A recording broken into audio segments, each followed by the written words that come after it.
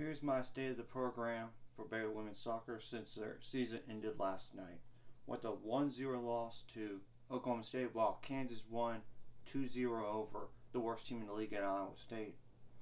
First of all, it was a tough year. Part of it is due to injuries. Taylor Moon didn't play all year long, and she was announced one of the 6 seniors last night. She's not going to be back, so got to get that thought out of my head about her coming back. Second of all, Mackenzie Anthony, your leading scorer from a year ago, she's not a senior or anything, but she didn't play at all this year due to knee injury, just like Taylor Moon did. So, and that happened like in the off season. So that's definitely not a good thing to lose 2 of your best goal scorers. And we had some injuries accumulate all along the way. I will also say the schedule in the non-con challenged Baylor a lot. I mean, it was a challenging non-con schedule. They had games even that started not on time. The Gonzaga one was canceled because of the weather. I mean, I'm not going to say the officiating was great at some of these games here. 2 Big 12 games coming to mind for me. Kansas State game. They gave a PK to Kansas State, who essentially won that game with only 18 seconds left or something like that. And nobody on the replay touched her. That was questionable. Last night against Oklahoma State, that was very questionable. I'm not going to say that's the only reason why Oklahoma State won that game. Baylor had chances. They had close chances last night. They hit like the crossbar, the woodwork. They just couldn't get it in. And Kaylee Abels, a senior, is 5th year. She's going to be gone next year as this defender. She made one critical error on judging where the ball was. And then Oklahoma State scored. So, that's... And the 6 seniors goes as follows that were introduced. Taylor Moon. She would have been a starter if she was healthy. She would have been. So, Maddie Algie. She's like a substitute sub now, but she has started in the past. So really, Elizabeth Coyman will be gone too, because she's decided not to come back for a 5th year. Marissa Gray, she's just been banged up since freshman year. She's decided enough's enough, and I don't blame her. I mean, it is what it is on the injuries. I try to look at and see who else, because I know I'm missing some other players on the list. Oh, Alyssa Navarre, like she was a transfer from Georgetown. It just never worked out down here. She was a goalie. It just never worked out. So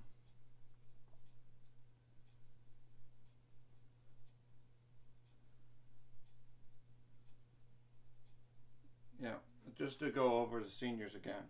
Alyssa Navarre, Kaylee Abels, Taylor Moon, Maddie Algie, Marissa Gray, Elizabeth Coyman. Only 2 of those were consistent starters. Elizabeth Coyman and Kaylee Abels. Granted, we don't know about the transfer portal at all. We don't. But I do think they're going to be better off. I mean, the team's going to be better next year, and they finished the year 4-11-2, 2-7 in Big 12. But I will say, some of those losses were 1-goal losses, like to Texas, for example. That's 1-0. Kansas State 2-1. Oklahoma State 1-0. So they had 3 conference games that were really, really close. If you really want to include that Texas Tech game, you could, because that was essentially a 1-0 until Texas Tech decided, hey, you know what, let's score again with less than 10 seconds left. I mean, it's the truth. if you watch that game, you know what that really happened. So, but I will also say some other games that were 1 goal differences or ties were SMU. That's at SMU, which is not a bad loss by any means. Iowa was a 0-0. And Minnesota was a 1-1. So there was 1, 2, 3, 4, 5.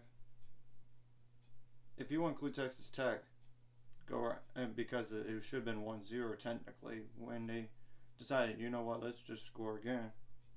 6 games, 7 games, either 1 goal differences or tie, and I'm even including that Texas Tech game because because I already explained why, because it would have been 1-0 if Texas Tech decided not to score a game with less than 10 seconds left in a game. So, So where does the team go from here? They're going to have to hit the recruiting trail.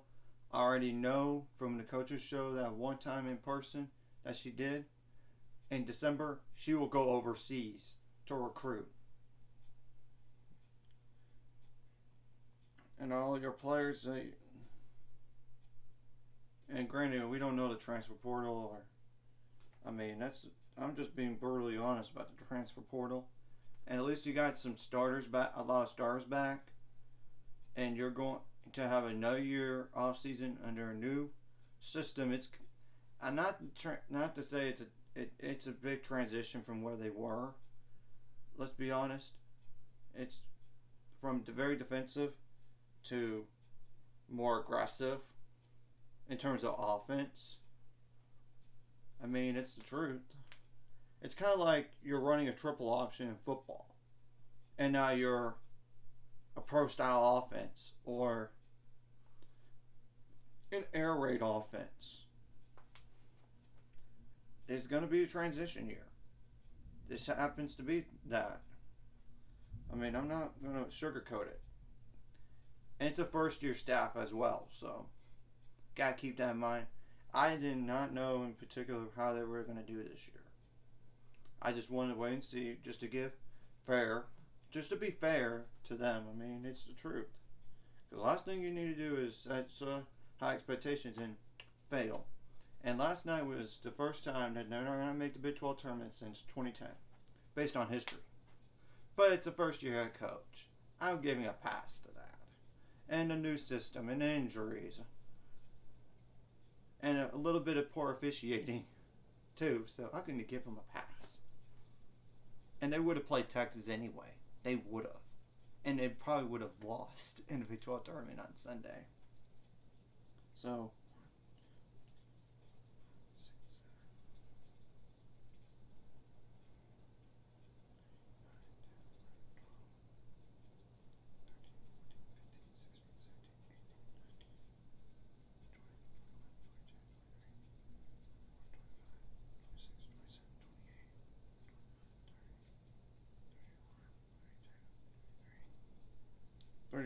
yeah, 34 players. You're only losing 6. You got most of your team back, and it's kind of like you're like in terms of shapes. You're trying to fit a square or a rectangle or any other type of shape in a circle peg hole. It's not. You got to recruit your own type of players, get her and for her system, and then build from there. We'll see what the 2023 class is going to be in terms of soccer for Baylor and all. I know they already got some.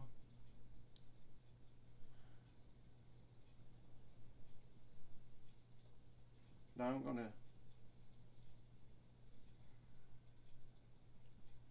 to go over all those as soon as it comes out.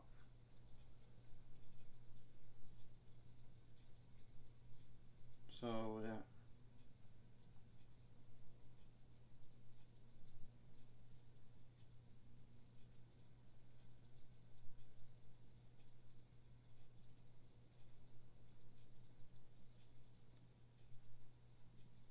I don't know if this is accurate or not, but at least 5 players, but we're going to have to wait and see. Because I know last year they brought in a lot of newbies. I mean, first of all, you had 3 transfers from Dallas Baptist, 1 from Auburn, 1 from Texas Tech.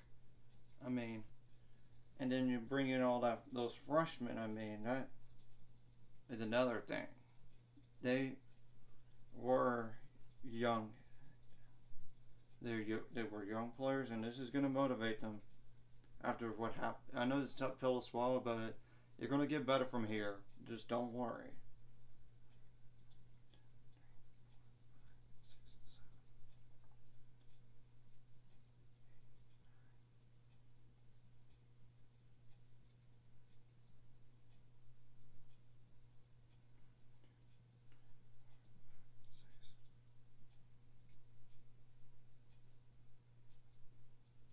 I'm going to check how many freshmen for sure.